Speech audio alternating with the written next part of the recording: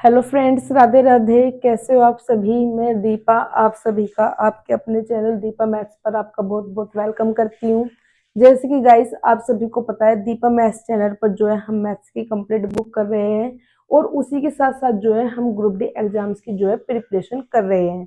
तो आज जो है मैं आपके सामने ग्रुप डी एग्जाम का एक प्रीवियस ईयर का सेट लेकर के आई हूँ, जिसमें सभी 25 क्वेश्चन को जो है हम बिल्कुल फुल डिटेल में करने वाले हैं। ना तो हम यहाँ पर कोई अलग से मेथड यूज करेंगे, ना ही कोई अलग से फॉर्मूला यूज करेंगे। सभी क्वेश्चंस को जो है हम लैंग्वेज को पढ़ेंगे क्वेश्चन की और स्टेप बाय स्टेप जो है सोल्व करने वाले हैं। तो अगर आपने किसी ने भी ग्रुप डी एग्जाम्स का जो है फॉर्म फिल किया है, अगर नहीं भी किया है तो 9 तारीख तक जो है हमारे फॉर्म फिल हो रहे हैं। आप जो है इसको जो है फिल कर सकते हैं। अगर आपका कोई भी फ्रेंड हो, कोई भी रिलेटिव हो जो किसी भी एग्जाम की तैयारी कर रहा हो, क्योंकि मैथ्स का जो हमारा पार्ट होता है, जो मैथ्स का हमारा पोर्शन होता है, वो सभी एग्जाम्स में जो है हमसे पूछा जाता है और एक अच्छे लेवल पर जो है ये सभी एग्जाम्स में पूछा गया है। चाहे वो हमारा ग्रुप डी हो, एनटीपीसी हो या हमारे एसएससी का कोई भी हो, जैसे कि हमारे एसएससी में एमटीएस दिल्ली पुलिस और एसएससी में हमारा सीएचएसएल होता है, सीजीएल होता है। सभी में जो है हमारा ये एग्जाम में पूछे जाते हैं। ये यूपी पुलिस में भी जो है अच्छे लेवल पर हमसे पूछा जाता है। तो हम जो है सभी एग्जाम्स की जो है इस चैनल पर प्रिपरेशन कर रहे हैं। इसमें जो है हम मैथ्स की बुक जो है बिल्कुल कंप्लीट कर रहे हैं और मैथ्स की बुक जो हमारी चल रही है वो बिल्कुल चैप्टर वाइज चल रही है। सभी चैप्टर्स जो है हमारे टाइप वाइज चल रहे हैं। सभी टाइप में अलग अलग क्वेश्चंस जो है रखे गए हैं। सभी क्वेश्चंस जो है बेसिक टू एडवांस है और जीरो टू हीरो लेवल में जो है रखे गए हैं। सभी क्वेश्चंस जो है हमारे एग्जाम पैटर्न के वहां पर जो है मौजूद है। तो देखिए, आरआरबी ग्रुप डी एग्जाम जो 2026 का जो एग्जाम होने वाला है, इसका जो प्रीवियस ईयर का एग्जाम है ये, इसमें हमारे किस तरह के क्वेश्चंस जो है मैथ्स के पूछे गए थे, उन सभी क्वेश्चंस को जो है हम बिल्कुल फुल डिटेल में जो है सोल्व कैसे करते हैं। देखिए, जैसे कि फर्स्ट क्वेश्चन है, x का न्यूनतम मान क्या होना चाहिए जिसके लिए 25x 16 90 11 से विभाजित है। मतलब एक संख्या दी है 25x1690, ये नंबर इन्होंने बोला है 11 से विभाजित है, तो इसमें जो है x का मान क्या होगा। देखिए बहुत सिंपल है, जब भी कोई संख्या 11 से विभाजित हो तो हम इस पूरी संख्या को जो है 11 से भाग करके नहीं देखने के, 11 से जो है हमें डिवाइड नहीं करना है। 11 से डिवाइड करने के लिए एक रूल होता है। देखिए संख्या क्या दी है हमारे पास, 25x1690। इसमें हमें क्या करना है, अल्टरनेट करना है। अल्टरनेट क्या होता है, जैसे कि 2 एक छोड़कर एक छोड़कर एक पे जो है हमने अंडरलाइन कर ली। ऐसे हमने ऊपर जो बचे हुए थे उन पे जो है हमने ये डॉट्स लगा दी। अब हमें क्या करना है, इनको जो है ऐड करना है। 2 plus x plus 6 plus 0 add करूंगी सभी को। 2 प्लस 6 8, 8 में 0 ऐड करूंगी 8। इन सभी को मैंने क्या कर दिया, ऐड कर दिया। तो 2 और 6 8 प्लस एक्स हो जाएगा। कितना हो जाएगा, 8 प्लस एक्स। अब देखिए ऊपर वाले जो डॉट है उन्हें भी ऐड कर लूंगी। 5 और 1 6, 6 और 9 15। ये कितना आ गया हमारा 15। और ये जो दोनों वैल्यू आई है, ये वैल्यू हमारी कैसी होती है, बराबर होती है। अब देखिए 8 इधर प्लस में है, इधर माइनस में जाएगा। 15 में से 8 घटाऊंगी, कितना आ जाएगा 7। मतलब जो ये 7 है ये x की वैल्यू है। तो ऑप्शन नंबर डी हमारा बिल्कुल करेक्ट आंसर जो है रहने वाला इसमें है। नेक्स्ट क्वेश्चन है, दो संख्याओं का गुणनफल 384 है, यदि लैसर 48 है तो उनका मैसर होगा। देखिए दो संख्याओं का गुणनफल कितना दिया है, 384 दिया है। यदि लैसर 48 है तो इनका मैसर क्या होगा। देखिए दो संख्याओं का गुणनफल होता है हमारा इक्वल टू एलसीएम गुना एचसीएफ। ये आपने जो है बचपन से पढ़ा है कि दो संख्याओं का जो गुणनफल होता है वो एलसीएम गुना एचसीएफ के होता है। तो first number into second number, दो संख्याओं का गुणनफल होता है एलसीएम इंटू एचसीएफ के। ठीक, इसमें देखिए दो संख्याओं का गुणनफल कितना दिया है हमें, 384। दो संख्याओं का गुणनफल दिया है 384 और लैसे कितना दिया है 48। मैसे जो है हमसे इसका पूछा गया है। अब देखिए 48 इधर मल्टीप्लाई में है, 48 इधर जो आएगा डिवाइड में आएगा 384 divide by 48 equal to HCF। Cutting करूंगी, देखिए 12 के टेबल से 12 चौक 48, 12 तिया 36 और 12 दूनी 24, 4 अट्ठे 32। जो कटिंग होकर आया है HCF कितना आया है 8, मतलब ऑप्शन नंबर बी इसका बिल्कुल करेक्ट आंसर जो है हमारा हो जाएगा। नेक्स्ट क्वेश्चन है, यदि 3/223 इक्वल टू 0.0134 हो तो 1/22.3 क्या होगा। देखिए 1/22.3 है, यहाँ पर क्या है पॉइंट है 22.3। अगर मैं यहाँ पे भी पॉइंट लगाऊंगी, मतलब एक संख्या के बाद अगर मैं यहाँ पॉइंट लगाऊंगी तो मुझे भी ऊपर भी क्या करना पड़ेगा, एक संख्या के बाद यहाँ पर पॉइंट लगाना पड़ेगा। तो सबसे पहले पॉइंट लगाते हैं 0.3 अपॉन में 22.3, दोनों में जो है मैंने एक संख्या के बाद पॉइंट लगा दिया। इस तरह से जो है हमारा इस इक्वेशन पर कोई भी जो है फर्क नहीं पड़ेगा। इक्वल टू क्या हो गया 0.0134। अब हमसे क्या फाइंड करना है 1/22.3, मतलब 0.3 जो है हमारा इधर डिवाइड में आएगा, तो 1/22.3 जो है हमारे यहाँ पर बच जाएगा। ये जो है मैं 0.3 नीचे डिवाइड में लेकर के आई हूं। नीचे जो है कितने हैं, ऊपर 4 संख्याएं हैं, नीचे 1 संख्याएं हैं। पॉइंट कट करने के लिए हमें जो है इक्वल करनी पड़ेगी संख्याएं, तो मैंने नीचे जो है 4 संख्याएं कर दी और पॉइंट जो है अब हमारे आसानी से कट हो सकते हैं। अब देखिए 3 के टेबल से मैं जब इसे डिवाइड करूंगी, 3 चौक 12, 3 चौक 12 है, 2 बचेगा, 3 छिक 18, सॉरी 24 पे जाएगा ना ये, 20 हो जाएगा, 2 बजेगा, 3 छिक 18। तो हमारा लगभग देखिए अगर नीचे पॉइंट भी है हमारा, तो हमारा 446 कहां पर मिल रहा है, ऑप्शन नंबर बी, मतलब ऑप्शन नंबर जो है बी हमारा बिल्कुल इसका करेक्ट आंसर होने वाला है। नेक्स्ट क्वेश्चन है 2 की क्यूब इंटू 4 का स्क्वायर इंटू 5 की क्यूब अपॉन में 3 का स्क्वायर इंटू 2 की पावर 4 इंटू 5 का स्क्वायर। ये आप सभी को पता है कि इसमें अगर 2 की क्यूब है तो इसका मतलब 2 को जो है मैं 3 बार लिख दूंगी। ऐसे 4 का स्क्वायर है तो 4 को 2 बार लिख दूंगी। 5 की क्यूब है तो इसका मतलब 5 को जो है मैं 3 बार लिख दूंगी।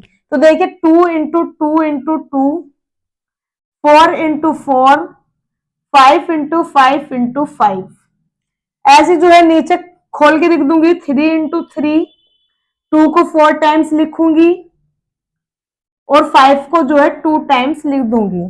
कटिंग करेंगे, ऊपर जो है 2 3 बार है तो 3 बार जो है मैंने कट कर दिए, नीचे 5 2 बार है तो 2 बार मैंने कट कर दिए। ये 2 से जो है हमारा 2 दूनी 4, 2 पर कट हो जाएगा। ऊपर हमारा कितना बचेगा, 4 दूनी 8, 8 पंजे 40, नीचे बचेगा 3 तिया 9, मतलब 40/9। ऑप्शन नंबर बी इसका बिल्कुल करेक्ट आंसर जो है हमारा इसमें हो जाएगा। नेक्स्ट क्वेश्चन है x प्लस वाई का होल स्क्वायर अपॉन में x square minus y square का मान क्या होगा। देखिए आप सभी को पता है x प्लस वाई का होल स्क्वायर है, खोल के लिखूंगी तो x प्लस वाई जो है हमारा इसका मतलब 2 बार लिखा जाएगा। कितनी बार आएगा, 2 बार लिखा जाएगा। x प्लस वाई 2 बार है तो मैंने खोल के लिख दिया।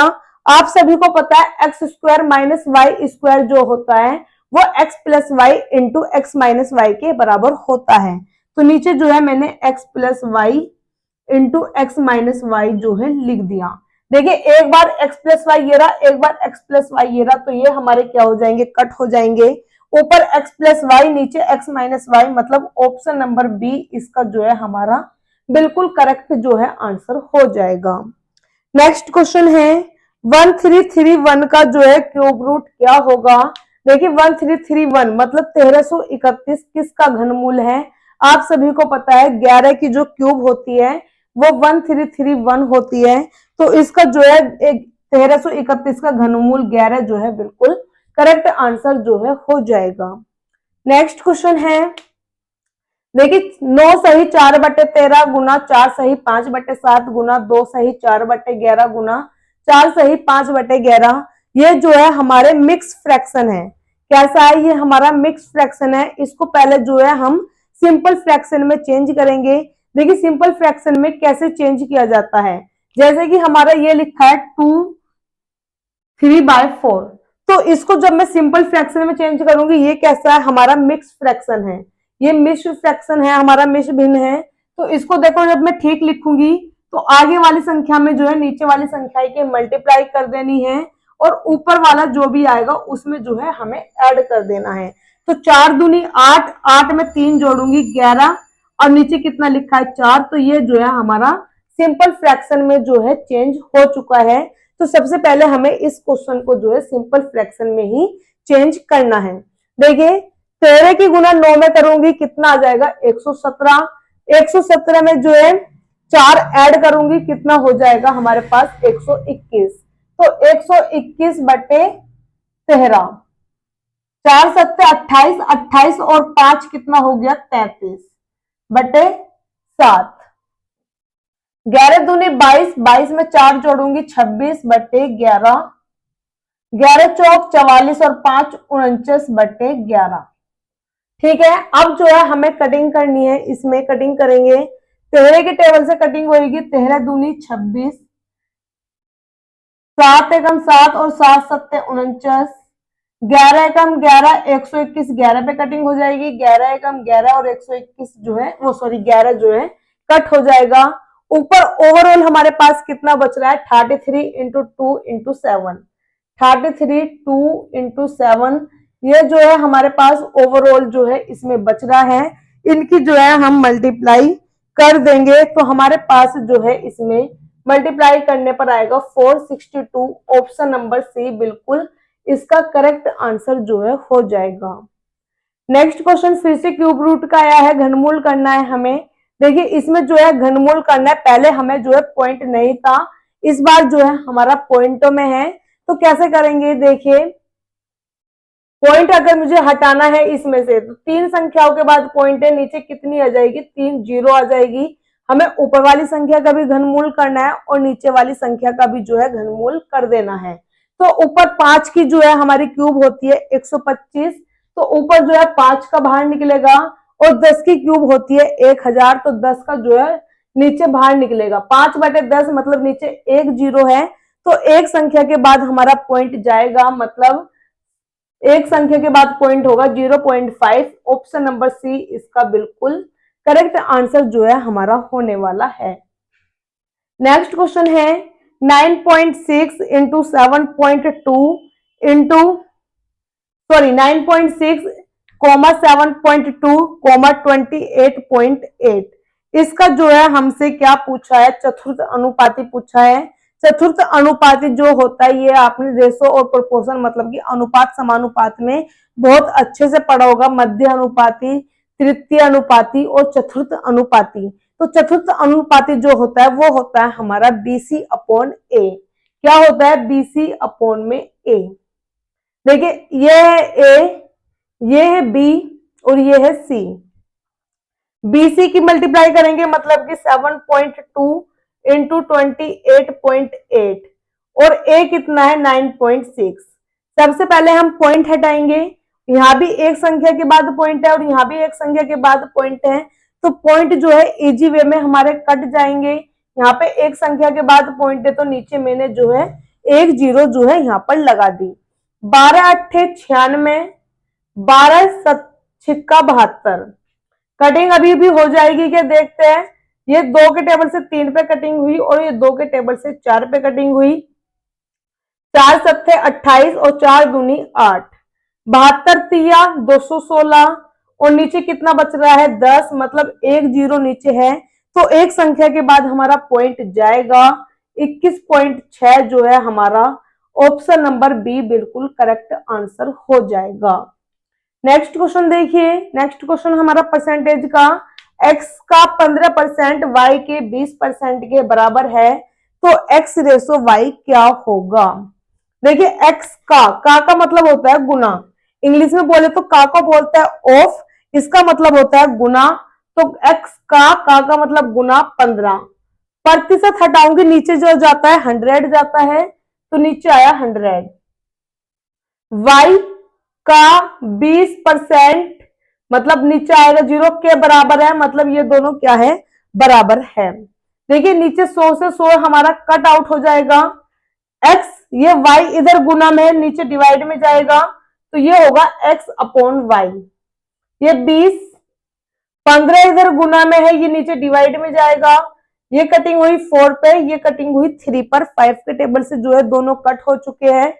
जब भी हमारी कोई वैल्यू अपॉन में लिखी होती है तो इसका मतलब ये रेशो में लिखी हुई होती है। रेशो में करूंगी तो x अपॉन वाई को लिखेंगे हम x रेशो वाई, और 4 अपॉन 3 को लिखेंगे 4 रेशो 3। मतलब ऑप्शन नंबर ए इसका जो है बिल्कुल करेक्ट आंसर जो है हो जाएगा। नेक्स्ट क्वेश्चन है 7.23 के ऊपर बार है, इसका जो है सही अभिव्यक्ति क्या होगा। देखिए जो ये बार होता है, बार का मतलब होता है ब्रेक होता है एक, कि जब कोई जो हमारा रिपीटेड होता रहता है, जैसे कि देखिए जैसे क्या होता है 7.3333 जो 33 जो है हमारा चलता जा रहा है, तो इसको जो है 3 को रोकने के लिए ब्रेक लगाया जाता है, जिसका नाम क्या होता है बार। तो ये 3 के ऊपर अगर मैंने बार लगा दिया तो इसका मतलब ये जो 3 है बार बार बार जो रिपीट हो रहा है, जैसे कि 4.4646464646 इस तरह से चल रहा है। इसका मतलब 464646 क्या है, चलता जा रहा है, रिपीटेशन हो रहा है। तो इस रिपीटेशन को रोकने के लिए एक ब्रेक लगाया जाता है, जिसको हम बार बोलते हैं। 46 का रिपीटेशन चला तो 46 के ऊपर जो है हम बार लगा देते हैं। अब इस बार को अगर हटाने की बारी आती है तो जितने भी संख्याओं के ऊपर बार लगा होता है उतने ही नीचे जो है 9 आ जाते हैं। जैसे कि मैं इस पे से बार हटाऊंगी तो 4 6 ऊपर 2 संख्याओं के ऊपर बार है, तो 2 ही नीचे क्या आ जाएंगे हमारे पास 9। तो ऐसे ही इसमें होगा 7.23 के ऊपर बार है, 2 संख्याओं के ऊपर बार है, तो 2 ही नीचे जो है 9 होंगे। 23/99 मतलब ऑप्शन नंबर जो हमारा सी होने वाला है वो बिल्कुल करेक्ट आंसर हो जाएगा। नेक्स्ट क्वेश्चन देखिए, एक व्यक्ति अपनी घड़ी 5% की हानि पर बेचता है। यदि उसने इसे 56.25 अधिक में बेचा होता तो उसे 10% का लाभ होता। घड़ी का लागत मूल्य क्या है। देखिए घड़ी का लागत मूल्य इसमें जो है हमसे पूछा है, एक होता है हमारा इसमें जो लाभ होता है, एक होता है हमारा हानि। देखिए लाभ क्या होता है, अगर कोई भी चीज अपने आप में क्या होती है 100%। अगर ये मैंने मार्कर हाथ में लिया हुआ है, मार्कर भी अपने आप में क्या है एक 100% की जो है अपनी वैल्यू रखता है। तो कोई भी चीज अपने आप में क्या है 100%। अगर मैं इस मार्कर को खरीद के लाई हूं, ये अगर 10 रुपए का भी मार्कर है तो 10 रुपए भी इसके क्या है अपने आप में 100% है। अगर मैं इसको फायदे में बेचूंगी, प्रॉफिट में बेचूंगी, मानो मैंने 20% का प्रॉफिट कमा रही हूं तो 120 रुपए हो जाएगा। अगर मैं इसमें 10% का लॉस कमा रही हूं तो 100% की कोई अपने आप में वैल्यू है, 10% उस पर अगर मैं लॉस कमा रही हूँ, लॉस ले रही हूँ, तो इसका मतलब इसको जो है मैं 90% पर जो है सेल कर रही हूँ, 90% पे जो है इसको मैं बेच रही हूँ। अब देखिए इन्होंने क्या बोला है कि एक व्यक्ति अपनी घड़ी 5% की हानि पर बेचता है। 5% की हानि पर बेच रहा है ये, तो इसका मतलब ये कितने परसेंट पर बेच रहा है, 5% की हानि का मतलब है जो है 95% पर जो है इसको ये घड़ी को बेच रहा है। आगे बोलता है यदि उसने इसे 56.25 रुपए अधिक में बेचा होता, मतलब 56.25 रुपए अगर वो अधिक लेता, 56.25 रुपीज जो है अगर वो अधिक में बेचता तो उसको जो है 10% का लाभ हो जाता। कितने परसेंट का लाभ हो जाता, 10% का लाभ होता। इसका मतलब 10% का लाभ का मतलब है 100% अपने आप में कोई वैल्यू रखता है, 10% के लाभ का मतलब है 110% में जो है ये इसको जो है लाभ कमा लेता अगर वो इतने रुपए अधिक में करता। जैसे कि मैं मार्कर बोलती हूँ कि ये मार्कर मेरा अपने आप में 100 रुपए का मार्कर है, अब मैंने इसको जो है 95 रुपए में बेच दिया, लेकिन मैं इसको अगर इतने रुपए अधिक में बेच देती तो इसका मतलब इसने कहा कि अगर मैं इतने रुपए में कितने बेचा 95 रुपए में ही बेच दिया मार्कर। अगर ये बोल रहा है कि अगर ये इतने रुपए अधिक में बेचता तो इसको इतना लाभ हो जाता। लाभ कब होता, जब इतने रुपए अधिक में बेचता। कितने रुपए अधिक में बेच रहा है, 20 रुपए अधिक में बेचे, 20% अधिक मतलब 120 में बेच रहा है। तो पहले इसका जो है परसेंट का हमें गैप देखना है, गैप कितने रुपए का जो है बैठ रहा है।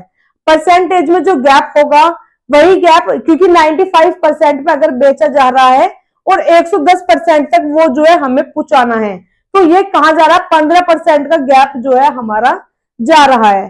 तो 15% बराबर किसके हो जाएगा, 56.25 के।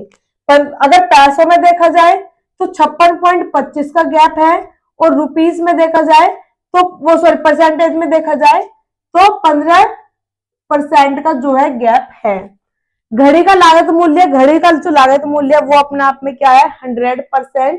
तो 100% की जो है हमसे वैल्यू फाइंड करनी है। जब भी इस तरह की इक्वेशन बन जाए कि ये चीज इसके बराबर है, तो ये वाली चीज की वैल्यू क्या निकालेंगे। अगर सिंपल सिंपल कट हो रहा है तो कट करेंगे, अदरवाइज अगर सिंपल कट नहीं हो रहा है तो क्या करना है, 56.25 अपॉन में 15, और ये जो है मल्टीप्लाई में जाता है। नीचे जो है 2 जीरो लग जाएगी, क्योंकि दो संख्याओं के बाद पॉइंट है। 100 से जो है 100 हमारा कट जाएगा। 15 के टेबल से डिवाइड करेंगे, 15 पंजे 45, कितना बच जाएगा 11, 15 सत्ते 105, कितना बचेगा 7, 15 पंजे 75, मतलब 575 सॉरी 375, 15 45 होता ना, 375 जो है हमारा ऑप्शन नंबर सी बिल्कुल करेक्ट आंसर जो है इसका रहने वाला है। नेक्स्ट क्वेश्चन है, यदि एक धनराशि साधारण ब्याज की दर से 12 वर्षों में 3 गुनी हो जाती है तो वार्षिक ब्याज की दर है। देखिए कोई धनराशि जो है 12 वर्षों में 3 गुनी हो रही है। अब कितनी है वो धनराशि, 100 रुपए है।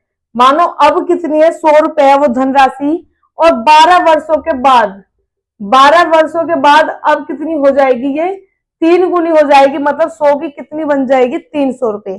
3 गुनी का मतलब है 100 की कितनी बन गई, अब ये 300 रुपए हो गए। पहले 100 रुपए दिए, अगर मैंने आज आपको 100 रुपए दिए, 12 वर्षों के बाद में 300 रुपए हो गए, तो आप मुझे 300 रुपए दोगे। तो आपने मुझे कितने रुपए का ब्याज दिया है, 100 रुपए आप मुझसे लेकर के गए थे, 12 साल बाद आप मुझे 300 रुपए दे रहे हो, तो आपने मुझे कितने रुपए ब्याज दे दिए, 200 रुपए। तो ये 200 रुपए क्या आ गया इसमें, ब्याज। हमसे क्या पूछा है, दर पूछा है, दर जो है हम इसमें फाइंड करेंगे। सभी को पता है, बचपन से पढ़ते आ रहे हैं, सिंपल इंटरेस्ट बराबर होता है P into R into T upon में 100। इंग्लिश में principal, R means rate, T for times, S I for simple interest. अगर हिंदी में देखें, साधारण ब्याज बराबर होता है मूलधन गुना दर गुना समय बटे 100। अब देखिए सभी की वैल्यू हमारे पास है। एस आई कितना है, जो सिंपल इंटरेस्ट है वो 200 है। पी कितना है, 100 माना था। आर जो है हमें फाइंड करनी है। टी जो था 12 साल बाद, अपॉन में कितना आएगा 100। 100 से 100 कट आउट हुआ, कटिंग करेंगे 4 के टेबल से, ये 3 पे कटिंग होगी, 4 के टेबल से 50 पर, 50 बटे 3 बटे R equal to R, cutting हो जाएगी 16 सही 2 बटे 3। मतलब ऑप्शन नंबर जो डी रहेगा ये हमारा बिल्कुल करेक्ट आंसर रहने वाला है। नेक्स्ट क्वेश्चन है, एक निश्चित धनराशि पर 5% वार्षिक दर से 2 वर्ष के लिए चक्रवृद्धि ब्याज और साधारण ब्याज का अंतर 1.50 है तो धनराशि क्या होगी। देखिए साधारण ब्याज बताया कि अगर मैंने आपको 100 रुपए दिए, आप नेक्स्ट मंथ जो मुझे देके जा रहे हो 200 रुपए, तो 100 रुपए ब्याज देके गए। उसके बाद नेक्स्ट मंथ जो आ रहे हो आप मुझे फिर से 100 रुपए दे करके जा रहे हो। तो हर साल जो है साधारण ब्याज जो है सिंपल होता है, हर साल जो है हमारी इक्वल मनी जो है, इसमें आप जो ब्याज दोगे वो हर साल क्या होगा, इक्वल होगा। लेकिन जो हमारा चक्रवृद्धि ब्याज होता है, कंपाउंड इंटरेस्ट होता है, इसमें ऐसा नहीं होता है। इसमें क्या होता है, अगर आप मुझसे कोई पैसे लेकर के गए हो, आप कहते हो कि मैं आपको जो है ये पैसे 5 साल के बाद दूंगा, फिर इसमें जो है ब्याज आपने लगाया कि कंपाउंड इंटरेस्ट पे लेके जा रहा हूं, तो अगर अब आप मुझसे 100 रुपए लेके गए हो, मानो उस पर अगले साल ब्याज 100 रुपए ही हो गया, तो अब जो आप पे मनी चढ़ेगी वो 200 रुपए चढ़ जाएगी। मतलब ब्याज के ऊपर जो ब्याज लगता है उसे बोलते हैं चक्रवृद्धि ब्याज। अगर इसमें अब जो है आप हर साल जो है मुझे 100 रुपए पे ब्याज नहीं दोगे, पहले साल 100 रुपए पे, फिर 100 रुपए उस पर अगर ब्याज चढ़ गया तो दूसरे साल 100 कितने बन गए, 200 रुपए। अब जो ब्याज दोगे आप 200 रुपए पे दोगे, फिर अगले साल जब आओगे 200 पे जो भी ब्याज जुड़ेगा वो ब्याज एक्स्ट्रा में जो है जोड़ करके फिर तीसरे साल के लिए उसमें जो है ब्याज जुड़ता है। तो जो हमारा चक्रवृद्धि ब्याज होता है वो होता है ब्याज के ऊपर ब्याज। तो जब भी हमारे पास चक्रवृद्धि ब्याज और साधारण ब्याज का अंतर दिया हो, और अंतर कितने साल का होना चाहिए, सिर्फ और सिर्फ 2 साल का, तो हमारा एक सीधा सीधा फॉर्मूला है, compound interest minus simple interest equal to होता है पी आर अपॉन में 100 का होल स्क्वायर। अंतर कितना दिया है 1.50। पी की वैल्यू जो है हमसे इसमें पूछी है धनराशि। आर जो दिया हमें 5%, स्क्वायर है तो 2 बार लिख दिया, 100 इंटू 100। यहाँ पे जो है 2 संख्या के बाद पॉइंट है तो 2 नीचे जो है मैंने 0 लगा दी। 100 से जो है हमारा 100 कट आउट हो जाएगा, 5 से कटेगा ये 20 पर, 5 से कटेगा ये 4 पर, 150 की मल्टीप्लाई जो है ये मल्टीप्लाई में जाएगा, तो पी की वैल्यू कितनी हो जाएगी 600 रुपए। मतलब ऑप्शन नंबर डी जो है हमारा बिल्कुल करेक्ट आंसर जो है इसका होने वाला है। नेक्स्ट क्वेश्चन है, यदि tan थीटा इक्वल टू 3 हो तो sin theta plus cos theta upon में sin थीटा का मान क्या होगा। देखिए बिल्कुल सिंपल वे में करेंगे, इसमें जो है हमें अलग अलग इसकी जो है sin थीटा और cos थीटा की वैल्यू नहीं निकालनी है बच्चे की तरह। हमें क्या करना है, tan थीटा बराबर होता है sin थीटा अपॉन में cos थीटा। तो इसको मैंने लिख दिया sin थीटा अपॉन में cos थीटा इक्वल टू 3। 3 के नीचे अगर कुछ नहीं है तो क्या ऐड करेंगे, 1 है, तो 3 के नीचे मैंने लिख दिया 1। इसका मतलब sin थीटा की वैल्यू 3 है और cos थीटा की वैल्यू 1 है, तो वैल्यू पुट करेंगे 2, sin थीटा की वैल्यू 3 है तो 2 इंटू 3 प्लस cos थीटा की वैल्यू 1 है, sin थीटा की वैल्यू नीचे 3, 3 2 6, 6 में 1 ऐड करूंगी 7/3। मतलब ऑप्शन नंबर जो डी रहेगा ये हमारा इसका बिल्कुल करेक्ट आंसर होगा। अभी जो है हमने लगभग 15 क्वेश्चंस जो है मैथ्स के बिल्कुल फुल डिटेल में कर चुके हैं। आप इन क्वेश्चंस का जो है स्क्रीनशॉट ले सकते हैं, बाकी के क्वेश्चंस जो है हम अभी जो है नेक्स्ट पेज पे करेंगे। दुकानदार एक वस्तु के अंकित मूल्य पर 12.5% का बट्टा देकर भी 20% का लाभ अर्जित करता है। यदि दुकानदार वस्तु के लिए लागत 210 रुपए है तो अंकित मूल्य होगा। देखिए एक जो हमारा चैप्टर होता है प्रॉफिट एंड लॉस, इसमें जो है 2-3 पॉइंट होता है, जैसे कि सीपी हुआ। सीपी जो होता है हमारा लागत मूल्य होता है, क्रय मूल्य होता है, कॉस्ट प्राइस होता है जो हमने खरीदा हुआ मूल्य होता है, इसे बोलते हैं हम सीपी कॉस्ट प्राइस।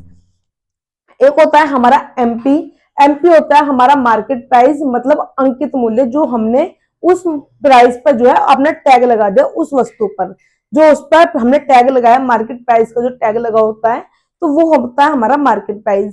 एक होता है हमारा एसपी, एसपी मीन्स होता है हमारा विक्रय मूल्य, सेलिंग प्राइस, या बेचा हुआ मूल्य, जिस रेट पर जो है हम वस्तु को सेल करते हैं, बेचते हैं। तो 3 चीज है, एक होता है सीपी, एक होता है हमारे पास एमपी और एक होता है एसपी। जैसे कि मैंने आप सभी को बताया है कि सीपी क्या होता है, एमपी क्या होता है, एसपी क्या होता है। सीपी हमारा लागत मूल्य है, तो सीपी कितना दिया है हमें, लागत मूल्य दिया है 210 रुपए। सीपी जो है हमारा कितना है 210 रुपए है। अब देखिए कोई भी चीज अपने आप में, अगर ये मार्कर भी है तो ये अपने आप में क्या है 100% है। अगर ये मार्कर में 10 रुपए का खरीद करके लाई हूं तो ये अपने आप में जो इसकी वैल्यू है, जो इसका मूल्य है, वो क्या है अपने आप में 100% है।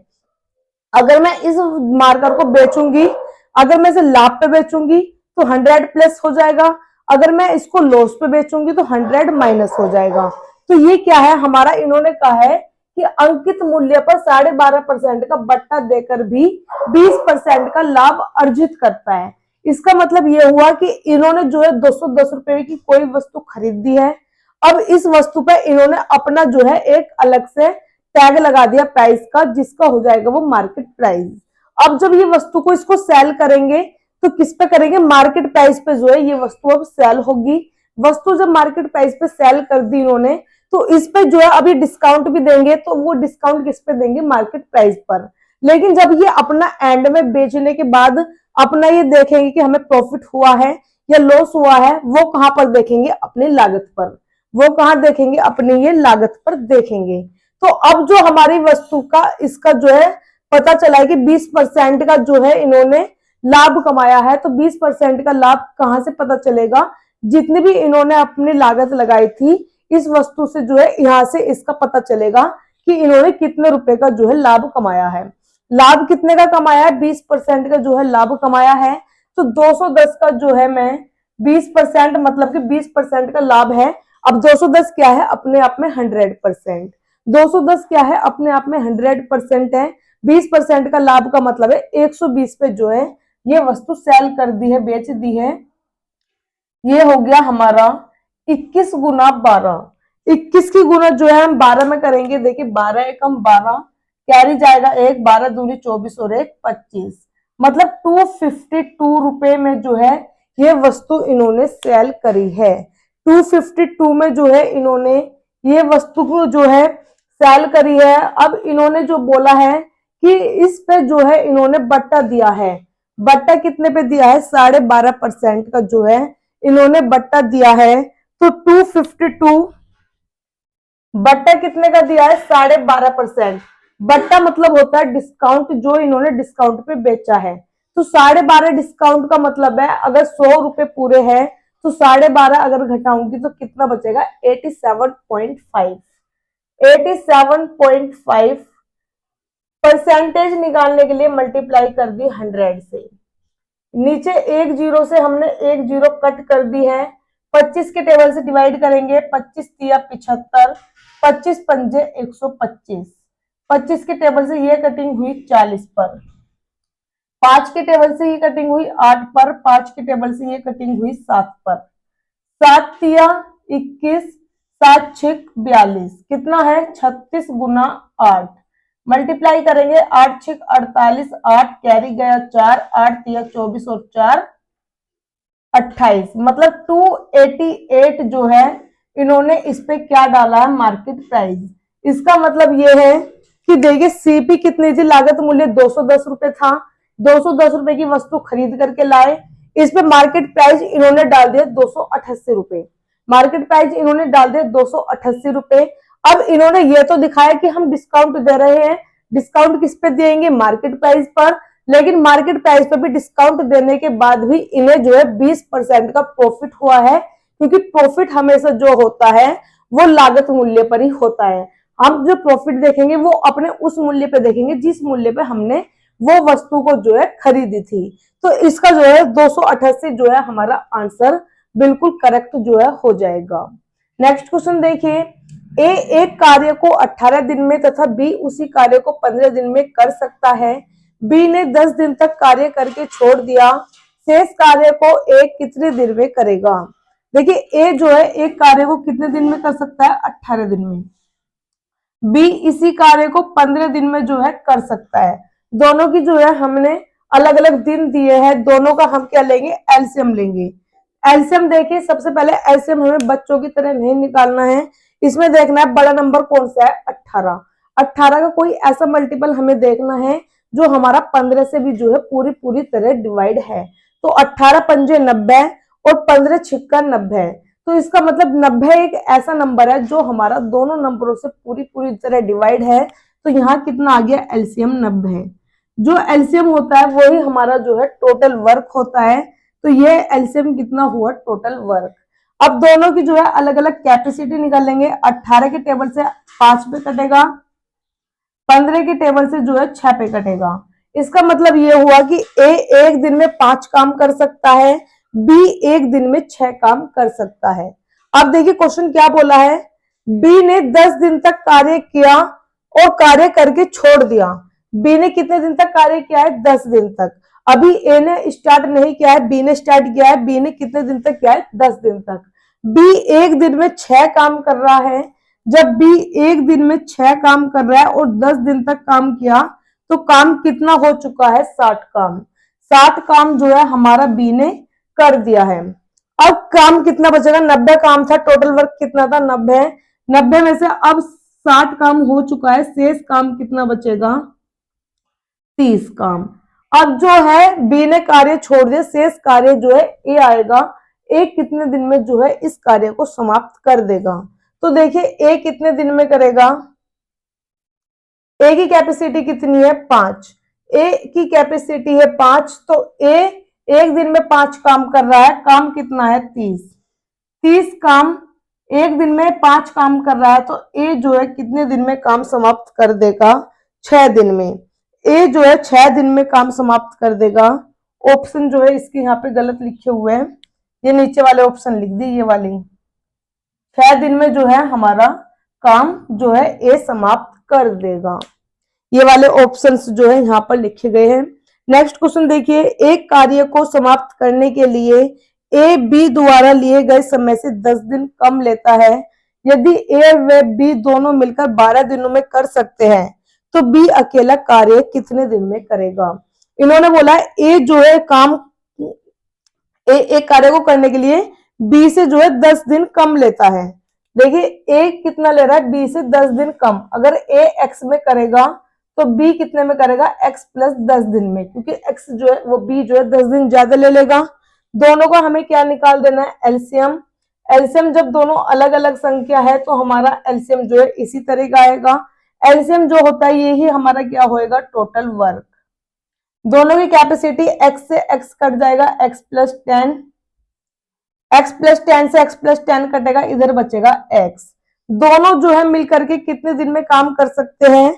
12 दिन में काम कर सकते हैं दोनों मिलकर के। हमसे दोनों से काम करवाना है। टोटल काम कितना है?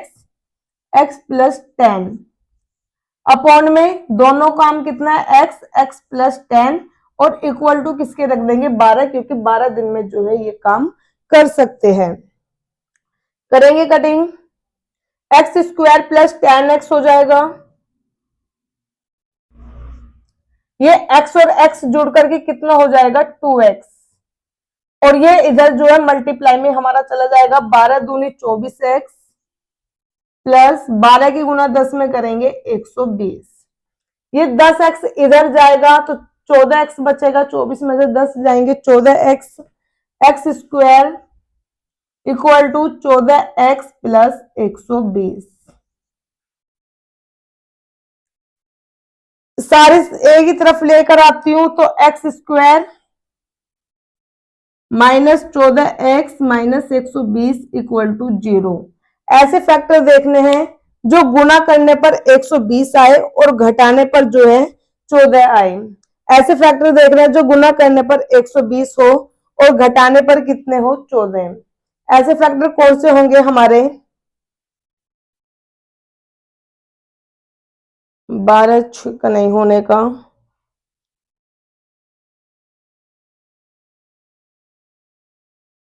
30 चौका 120, 30 भी नहीं होने का, 20 छिक्का 120, 20 छिक्का 120 और 20 में से 6 घटाऊंगी 14। तो कितना आ गया हमारे पास? एक्स स्क्वायर 20 छिक्का 120 और 20 में से 6 गए 14, एक्स माइनस 120। तो 14 को मैंने कितना लिया? 14 को 20 माइनस 6। एक्स जो है दोनों तरफ मल्टीप्लाई तो 20x minus 6x minus 120 equal to 0। दोनों में कितना कॉमन आएगा? x। x यहां से बचा, x कॉमन आया 20 माइनस दोनों में कितना कॉमन हो जाएगा? 6। यहां से बचेगा x माइनस माइनस प्लस, नहीं माइनस तो कॉमन हो गया ना, 120 का हो जाएगा 20 छिक्का वो 6 से 20 पे। दोनों में x माइनस 20 जो है कॉमन है और इधर x माइनस 6 जो है हमारा बचेगा इक्वल टू 0। ये भी वैल्यू 0 के बराबर है, ये भी 0 के बराबर, तो x बराबर हुआ 20 और x बराबर कितना हुआ? 6। तो इसका मतलब जो है b अकेले कितने दिन में करेगा? b करेगा हमारा इसमें 20 दिन में। तो 20 जो है हमारा बिल्कुल करेक्ट आंसर होगा, सॉरी 20 होगा हमारा। b बराबर है x प्लस 10, तो b की वैल्यू कितनी हो जाएगी? 20 प्लस 10, 30 दिन में। तो ऑप्शन नंबर डी हमारा जो है बिल्कुल इसका करेक्ट आंसर हो जाएगा। नेक्स्ट क्वेश्चन है, एक खाली टंकी को ए नल 8 घंटे में तथा बी 10 घंटे में भर सकता है। यदि दोनों नल को बारी बारी से एक एक घंटे के लिए खोला जाए तो ए से आरंभ किया जाए तब टंकी कितने घंटे में भर जाएगी? मतलब ए नल जो है 8 घंटे में भर सकता है बी जो है 10 घंटे में भर सकता है। और दोनों नल अब जब आएंगे ये बारी बारी से आएंगे एक एक घंटे के लिए, और ए जो है वर्क जो है सबसे पहले स्टार्ट करेगा, ए की बारी जो है पहले है। तो पहले दोनों का एलसीएम निकालेंगे, जैसे कि मैंने एलसीएम बताया है। बड़ी संख्या कौन सी है? 10। 10 का ऐसा मल्टीपल देखना है जो हमारा 8 से भी पूरी पूरी तरह डिवाइड होगा। तो 40 जो है हमारा एलसीएम होगा। 8 के टेबल से ये कटिंग हुई 5 पे, 10 के टेबल से कटिंग होगी 4 पे। ये हमारा क्या होता है? एलसीएम टोटल वर्क होता है। ए अकेला आएगा पहले, क्योंकि ए से जो है स्टार्ट होएगा एक एक घंटे के लिए जो ये आने वाले हैं। तो ए आएगा, एक घंटे में कितना भर के जाएगा? 5 लीटर, क्योंकि ये हमारी क्या आ गई है? कैपेसिटी। ए एक घंटे में 5 लीटर भर के जाएगा। फिर ए को बंद कर दिया जाएगा, बी आएगा, बी जो है 4 भर के जाएगा। तो 2 घंटे में टोटल कितना भर जाएगा? 9। 2 घंटे में कितना भर जाएगा? 9। हमें 40 के पास पहुंचना है, तो 40 से कम कितना होगा? 9 के टेबल में 36। तो 36 पहुंचने के लिए हमने कितने की गुना करी? 4 की। 4 की ही मल्टीप्लाई हम यहां करेंगे। 4 दूनी 8 घंटे में 9 चौक 36 काम जो है हमारा हो चुका है। अब काम कितना बच गया? 40 में से 36 हो चुका है, 4 जो है भर रह चुका है। 4 तो रह चुका है, कितना रह चुका है? 4। 8 दिन पूरे पूरे लग गए, 4 काम रह चुका है। बारी किसकी आएगी? ए की। और ए कितना भर सकता है? 5। ए कितना भर सकता है? 5। 5 भर सकता है, 4 रह गया है काम, और 8 दिन हमारे वो 8 घंटे जो है पूरे पूरे हो चुके हैं। तो हमारा जो है ऑप्शन नंबर डी बिल्कुल करेक्ट आंसर हो जाएगा। नेक्स्ट क्वेश्चन है, ए 4 किलोमीटर प्रति घंटा चलना शुरू करता है और उसके चलने के 4 घंटे के बाद बी उसकी ओर 10 किलोमीटर प्रति घंटा की चाल से साइकिल चलाता है। आरंभिक बिंदु से कितनी दूरी पर बी ए को पकड़ लेगा? देखिए, ए 4 किलोमीटर प्रति घंटा की चाल से शुरू करता है चलना, और अब 4 घंटे जब ये चल देगा, जब जो है बी चलेगा, तो ए कितना चल देगा 4 घंटे में? ए जो है 4 घंटे में हमारा 4 चौक 16 किलोमीटर जो है चल चुका है। 4 किलोमीटर की स्पीड से जा रहा है, 4 घंटे में कितना चल देगा? 16 किलोमीटर। अब जो है बी इसी की ओर जो है 10 किलोमीटर प्रति घंटा की चाल से साइकिल चलाता है। अब जब बी चलेगा,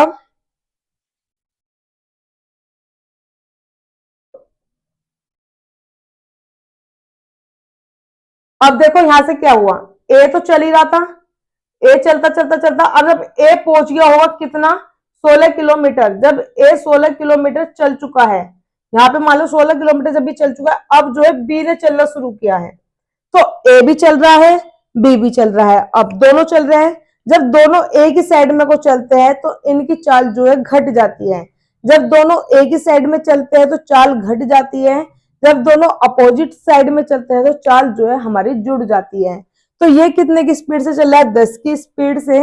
और ए कितने की स्पीड से चल रहा था? 4 की स्पीड से। जब एक ही डायरेक्शन में चलते हैं तो चाल जो है हमारी घटेगी, 10 में से 4 जाएगा, 6 बचेगा। 10 में से 4 गया, 6 बचेगा। तो 16/6 कितना हुआ? 8/3। कितना आ गया ये हमारे पास? 8/3 आ चुका है। इसको जो है हमें चेंज करना है, चेंज करेंगे। क्या पूछा हमसे? बी ए को कितनी दूरी पे पकड़ लेगा? ये कितना आ गया हमारा? 8/3 जो है हमारा 16 क्या थी हमारी? किलोमीटर की दूरी थी डी। और टाइम कितना लग रहा है इसमें? 6, सॉरी चाल। स्पीड कितनी लग रही है?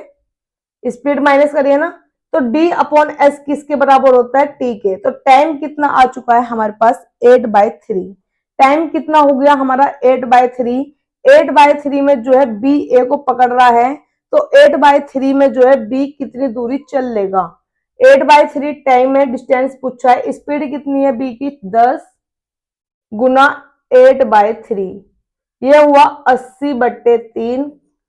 करेंगे कटिंग, 3 दूनी 6, 3 6 18, 3 सत्ते 21, तो 26.7 किलोमीटर। ऑप्शन नंबर डी इसका बिल्कुल करेक्ट आंसर हो जाएगा। नेक्स्ट क्वेश्चन है, एक नाव अनुप्रवाह में 2 घंटे में 20 किलोमीटर तय करती है, जबकि यह इसी दूरी को ऊर्ध्व प्रवाह में 5 घंटे में तय करती है। स्थिर जल में नाव की चाल क्या है? देखिए, एक होता है जब जब नाव चल रही है समुद्र में, जब नाव समुद्र में चल रही है, पानी का बहाव भी ऐसे ही है और हमारी नाव भी ऐसे ही चल रही है। जब दोनों एक ही तरफ होगी तो चाल जो है हमारी जुड़ेगी। जब पानी का बहाव ऐसा होगा और नाव हम ऐसे चलाएंगे तो दोनों डायरेक्शन कैसी होगी? अपोजिट, तो चाल जो है हमारी घटेगी। एम से रहेगी हमारी मैन की चाल, मतलब जो नाव को चला रहा है, बोट की चाल। बोट कौन चलाएगा? एक आदमी चलाएगा, तो मैन की चाल होगी। और डब्ल्यू से हमारी जो होगी, डब्ल्यू मीन्स होता है वाटर की चाल, जो स्पीड है वाटर की। जब दोनों अनुप्रवाह का मतलब है जब दोनों एक ही दिशा में चलते हैं। अनुप्रवाह का मतलब होता है जब दोनों एक ही दिशा में चलते हैं। तो जब दोनों एक ही दिशा में चलेंगे तो चाल जो है जुड़ेगी, मतलब मैन की चाल प्लस डब्ल्यू की चाल, ये दोनों चाल है। 2 घंटे में 20 किलोमीटर चल रहे हैं, तो 1 घंटे में कितना चलेंगे? 10 किलोमीटर, मतलब 10 किलोमीटर प्रति घंटा जो है चाल होगी। तो m प्लस डब्ल्यू बराबर हुआ 10। जब दोनों अनुप्रवाह में चलते हैं, ऊर्ध्व प्रवाह में, तो ऊर्ध्व प्रवाह में मतलब अपोजिट डायरेक्शन में चल रहे हैं, तो चाल जो है इनकी घटेगी। इसी दूरी को, दूरी कितनी है? 20 किलोमीटर की, कितने घंटे में तय कर रहा है? 5 घंटे में। तो मतलब कि 4 किलोमीटर प्रति घंटा क्या रहेगी? इसकी स्पीड रहेगी। ये कितना आ गया? चाल। अगर हमसे m की वैल्यू निकालनी है, दोनों को जोड़ के आधा कर देंगे। अगर हमसे इसकी जो है w की वैल्यू निकालनी है, तो दोनों को जो है हम घटा करके आधा कर देंगे। ठीक है। अब देखिए, हमसे किसकी चाल पूछी है? जल में नाव की चाल पूछी है। जल में नाव की चाल पूछी है, मतलब कि नाव कौन चला रहा है? एम, मैन चला रहा है। तो मैन की चाल हमसे पूछी गई है। जब आगे वाले की चाल पूछेंगे तो जोड़ के आधा, और पीछे वाले की चाल पूछेंगे तो घटा करके आधा। तो मैन की चाल के लिए जोड़ के आधा करेंगे, 10 प्लस 4 बटे 2, मतलब कि 10 और 4 14, 14 बटे 2 कितना हुआ? 7। ऑप्शन नंबर ए बिल्कुल करेक्ट आंसर रहेगा। नेक्स्ट है, एक लंबवर्तीय शंकु की ऊंचाई और इसके व्यास का अनुपात 3:2 है और इसका आयतन 1078 सेंटीमीटर क्यूब है, तब शंकु की ऊंचाई है। एक लंबवर्तीय शंकु है। शंकु क्या होता है? हमारा बर्थडे कैप। यह है हमारा शंकु। शंकु की ऊंचाई और क्या दिया है? व्यास। ऊंचाई होती है h, व्यास होता है d। अनुपात कितना दिया है? 3:2। और इसका आयतन, आयतन कितना होता है शंकु का? 1/3 पाई आर स्क्वायर h। कितना दिया है? 1078। डायमीटर क्या होती है हमारी? ये होती है डायमीटर, जो पूरी की पूरी है। ये हमारी क्या होती है? हाइट। अगर डायमीटर 2 है तो रेडियस कितनी हो जाएगी? 1। रेडियस कितनी हो जाएगी? रेडियस होती है हमारे डायमीटर का आधा, तो रेडियस कितना हो जाएगा यहां से? 1। वैल्यू पुट करेंगे 1/3। पाई की वैल्यू कितनी होती है? 22/7। आर की वैल्यू कितनी हो जाएगी? 1। जब रेशो से हटाऊंगी तो 1x, क्योंकि 3x और ये 2x। रेशो से हटाऊंगी तो 1x इंटू 1x। h की वैल्यू कितनी है? 3x equal to 1078। कटिंग करेंगे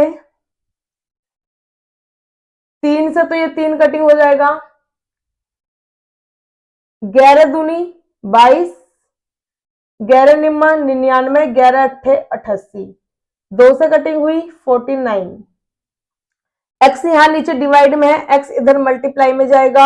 यहाँ पे x कितने बचे हैं? 3, मतलब कि x cube equal to 7 multiply में गया, इधर 49 है। तो x की वैल्यू कितनी हो जाएगी? क्यूब रूट से जो है मैं बाहर निकाल दूंगी। 49 को भी क्या लिख सकती हूँ? 7 इंटू 7, तो मतलब 7 की जो है क्यूब बन जाएगी यहाँ, और x क्यूब बराबर होगा 7 की क्यूब। तो x की वैल्यू कितनी हो जाएगी? 7। x की वैल्यू हमें कितनी मिल चुकी है? 7। हमसे क्या पूछा है? शंकु की ऊंचाई। शंकु की ऊंचाई कितनी है? 3x, मतलब कि 3 इंटू 7 21 सेंटीमीटर शंकु की ऊंचाई। ऑप्शन नंबर सी बिल्कुल करेक्ट आंसर जो है रहेगा। नेक्स्ट क्वेश्चन है, एक ट्राइंगल एबीसी में angle A plus angle B equal to 70 degree और angle B plus angle C equal to 130 degree, तो एंगल ए का मान क्या होगा? देखिए एंगल, अगर त्रिभुज में ट्रायंगल में एंगल की जो बात करें तो angle A plus angle B plus angle C equal to तीनों कोणों का योगफल होता है 180। ठीक है, 180 जो है सभी कोणों का योगफल होता है। Angle A plus angle B की वैल्यू कितनी है? 70 है। Angle A plus angle B की वैल्यू अगर 70 है तो एंगल सी की वैल्यू कितनी हो जाएगी? 70 जो है इधर प्लस में है, माइनस में जाएगा। 180 में से 70 जो है मैं घटा दूंगी, कितना बचेगा? 110। एंगल सी की वैल्यू हमें कितनी मिल गई है? 110। अगर एंगल सी की वैल्यू 110 है, यहां पे एंगल सी की वैल्यू पुट करती हूं, angle B plus angle C equal to कितना है? 130। एंगल सी की वैल्यू कितनी है? 110। तो angle B plus angle C की वैल्यू 110 आई इक्वल टू 130। तो एंगल बी, ये 110 इधर प्लस में है, इधर माइनस में जाएगा। 130 में से 110 घटाऊंगी 20। एंगल बी की वैल्यू कितनी आ गई? 20। एंगल सी की वैल्यू कितनी है? 110। तीनों कोणों का एंगल का जो योगफल है कितना है? 180। एंगल बी और एंगल सी दो हमें मिल चुके हैं, दो का योगफल कितना हो जाएगा? Angle B plus angle C, ये तो यहीं से निकल जाता। देखिए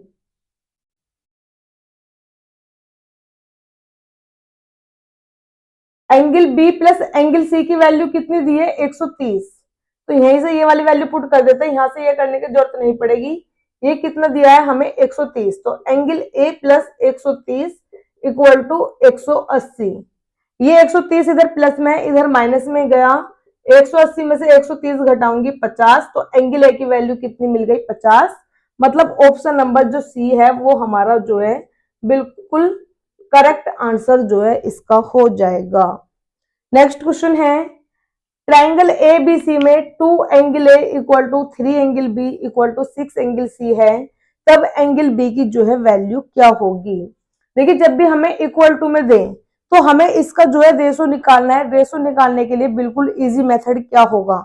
जब कोई भी चीज इक्वल टू में दी जाए या वो कितनी भी चीज हो, कितनी भी बड़ी क्वेश्चन में कर रखी हो, इसका जो है हम रेशो निकालेंगे। कैसे निकालेंगे? 2 3 6 तीनों संख्याओं का एलसीएम निकालेंगे। एलसीएम कितना होगा? 6। एलसीएम कितना आया हमारे पास इन तीनों संख्याओं का? 6। 2 के टेबल से एंगल ए जो है हमारा, सभी की हमें रेशो देखना है। एंगल ए जो है कितना लिखा है? 2। 2 के टेबल में 6 कितने पे कटिंग हो जाएगा? 3 पे। एंगल बी कितना लिखा है? 3। 3 की टेबल में 6 कटिंग होगा 2 पे। एंगल 6 से 6 को 6 से कटिंग होगा 1 पे। तो 3 2 1 जो है इन तीनों कोणों का जो है हमारे पास अनुपात आ चुका है, रेशो है। हमारे अकॉर्डिंग तीनों कोणों का योगफल कितना होगा? 180। यहां पर है 3 और 2 5 और 1 6, 6 बराबर 180 के। हमसे पूछी एंगल बी की वैल्यू है, एंगल बी कितना है? 2। जब 6 बराबर 180 के है, इसका मतलब एक की वैल्यू कितनी निकल करके आई? 30। 1 बराबर 30 के है तो 2 बराबर 60 के होगा। मतलब ऑप्शन नंबर सी बिल्कुल जो है करेक्ट आंसर होगा। एंगल बी का मान कितना है? 60। नेक्स्ट क्वेश्चन है, 9 संख्याओं का औसत 30 है, प्रथम 5 संख्याओं का औसत 25 हो और अंतिम 3 संख्याओं का औसत 35 हो, तो 26 नंबर की संख्या कौन सी है? देखिए 9 संख्या है, जैसे कि अब मैं मानती हूं 1 2 3 4 5 6 7 8 9, कुल कितनी संख्या है? 9। ये थोड़ा समझने के लिए है। 9 संख्याओं को औसत कितना दिया है? 30। जब कुल नंबर की गुना औसत में करती हूं तो कुल योगफल मिल जाता है, लेकिन 9 संख्याएं हैं, औसत कितना है? 30। नंबर की संख्या जब मैं इसमें संख्याओं की संख्या औसत में करूंगी, 9 3 27 270, ये क्या मिल गया मुझे? 9 संख्याओं का कुल योगफल। प्रथम 5 संख्याएं, प्रथम 5 संख्याएं हमारे पास ये वाली है। प्रथम 5 संख्याओं का औसत कितना है? 25। अगर संख्याओं की मल्टीप्लाई में औसत में करूंगी तो मुझे मिलेगा इसका कुल योगफल। मतलब 5 संख्याओं का योगफल कुल कितना है 125। अंतिम तीन संख्याएं हमारे पास ये वाली है और इन 3 संख्याओं का औसत कितना है 35। संख्या की मल्टीप्लाई मैं औसत में करूंगी, 35 तिया 105 कुल योगफल जो मिल चुका है हमें 3 संख्याओं का। 26 नंबर की संख्या पूछी है, 26 नंबर की संख्या हमारी ये वाली है। देखिए अगर इन वालों का योगफल और इन वालों का योगफल मैं ऐड कर देती हूँ, 5 और 3 कितना हुआ, ऐड कर दिया मैंने ये वाला, तो कितनी संख्या बन गई, 8 संख्याएं बन चुकी हैं।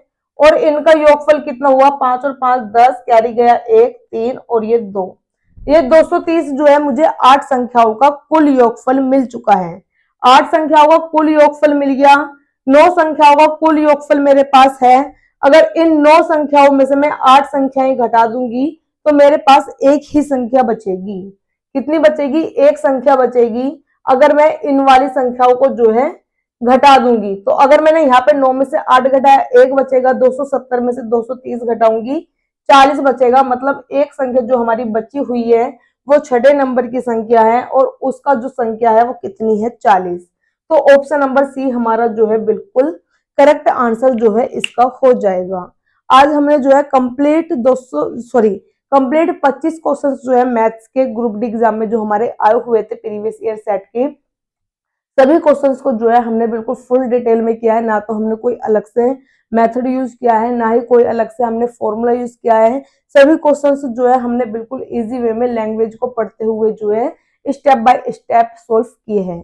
अगर आपको क्लास अच्छी लगी है तो कमेंट्स में जरूर बताइएगा और इसी के साथ साथ जो है आप सभी को चैनल को सब्सक्राइब करना है। आपके जितने भी फ्रेंड्स हैं, जितने भी रिलेटिव्स हैं जिनको मैथ से डर लगता है या मैथ उनकी कमजोर है या मैथ्स उन्हें अच्छी नहीं लगती है और वो जो है कंपटीशन एग्जाम्स की जो है प्रिपरेशन कर रहे हैं, तो आप जो है उन सभी को जो है क्लासेस जरूर शेयर करिएगा। धन्यवाद।